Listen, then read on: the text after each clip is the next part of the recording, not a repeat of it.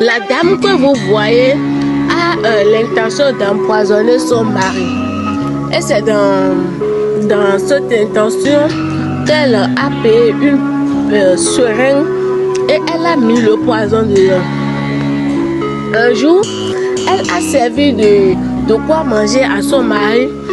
Elle met la seringue avec contenant le poison dans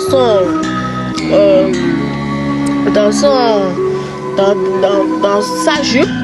Et au moment où l'homme était dans la chambre, elle l'appelle pour dire: mon bébé, ta nourriture est déjà prête. L'homme vient et prie et commence par manger.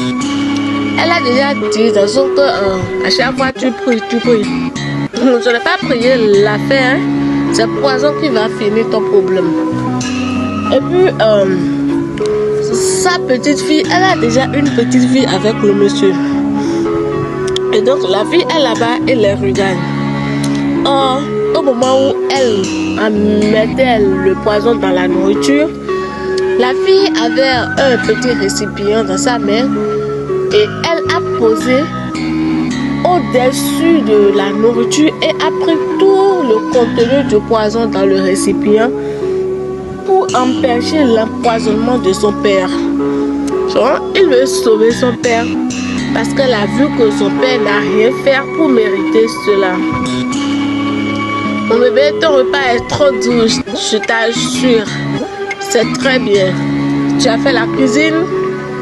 Il blague pour encourager sa femme pour le mets qu'elle a fait pour lui. Oui bébé, c'est très bon, faut manger. Si tu finis, je ramène ça. La fille est là-bas et observait toute la scène. Voir son père en train de blaguer avec sa mère. Vraiment, c'est l'ambiance. Quand le mari est à la maison, c'est l'ambiance. Mais je ne sais pas dans quelle intention cette femme est et tente d'empoisonner ces dernières. Quand l'homme prenait le repas, elle a vu que l'homme ne sentait rien. Et donc, elle se demande, mais pourquoi il n'a pas encore gardé le vent? Et puis l'homme a constaté qu'elle n'est pas tranquille, que son cœur n'est pas tranquille. L'homme lui a demandé: tu as quoi bébé? Elle dit non. L'homme continue: non bébé, il faut manger. L'homme continue de manger. Il mange. Bébé, je te jure, ce que tu as plutôt le riz là, comment tu as fait la sauce, c'est trop doux. Hein? Oui bébé, il faut prendre. Mais l'homme constate toujours que quelque chose ne va pas dans la maison. Et puis, elle a menti pour dire qu'elle a vu quelque chose en haut. Et puis elle s'est levée pour dire: il faut regarder en bas. Tu n'as pas vu le gecko qui veut entrer dans le plafond là-bas? Regarde très bien, regarde de ce côté. J'ai vu le gecko dans la journée. Au moment où elle parlait comme ça, c'était pour encore mettre le poison dans le repas parce qu'elle a vu que l'homme ne réagissait pas pour garder le ventre et tout ça. Il n'a pas encore commencé par sentir des malaises. Et c'est à cause de tout ça, elle a choisi de remettre encore le poison dans la nourriture. En ce moment, la fille est encore vraiment éveillée là-bas et est encore venue rapidement et a tout pris dans le récipient. Maintenant, elle est bien concentrée maintenant. Je suis sûre que c'est dedans et puis il va tout prendre. Le papa continue toujours de manger. Puis elle commence à mal parler au monsieur. Mais tu as quel genre de problème? Tu as parlé, tu es là, c'est tout comme si tu n'es pas à l'aise. Maintenant tu parles de gecko. Je me lève, tu indiques, je n'ai même pas vu le gecko. Mais qu'est-ce qui se passe? Le père aussi commence par sentir des choses, que sa femme n'est pas à l'aise et tout ça. Oh, la femme n'est pas, elle a son plan ça. Elle veut que cette dernière meure. Et là, comme elle ne voit plus les résultats, elle a commencé par raconter tous les problèmes de ce monde pour que l'homme ne sache pas qu'elle ne se sent pas à l'aise et tout ça.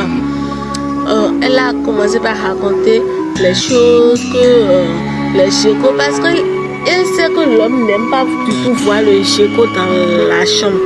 quand il voit le GECO, il ne se sent pas du tout à l'aise et il perd souvent des choses pour empêcher ce dernier d'entrer encore. Et pourquoi tu ne m'as pas dit ça pour qu'en venant à la maison, je perds le fitoche? Non bébé, tu sais, quand tu mets le fitoche, moi je n'arrive pas à bien respirer. Ça m'empêche de respirer.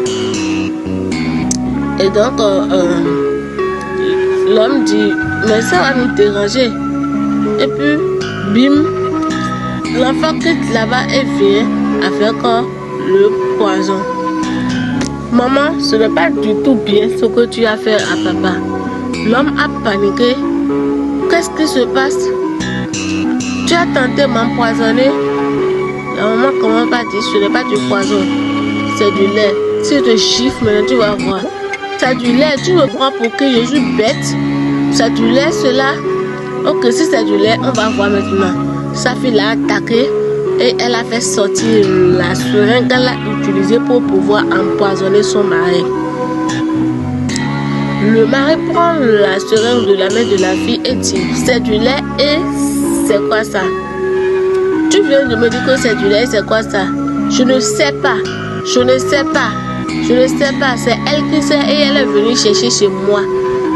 Même si, quand tu ne viens pas à la maison, tu restes en ville et tu reviens à la maison quand tu veux. Tu vas comme moi, tu veux que moi je fasse quoi? Et tu m'empêches aussi de partir chez mes parents.